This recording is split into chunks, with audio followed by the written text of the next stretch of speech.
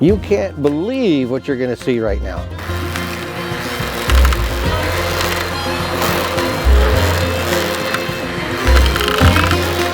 So you can see in about 7 seconds how quickly that damaged the post.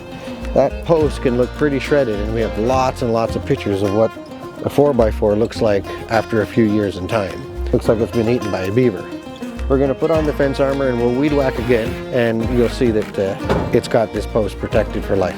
One of the fence armors back here, we're going to see a difference real quick of what that's going to do.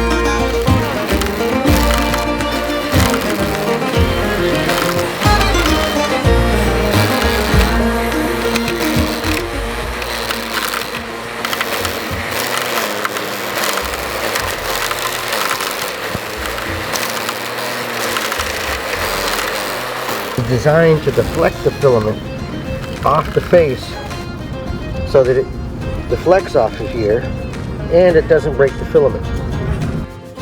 Wow, what a difference fence armor makes on the protection of your posts. Pop it on and immediately get curb appeal that you didn't have a few seconds before. If this video helped you out, I'm sure we've got some other great videos on our channel for you to check out.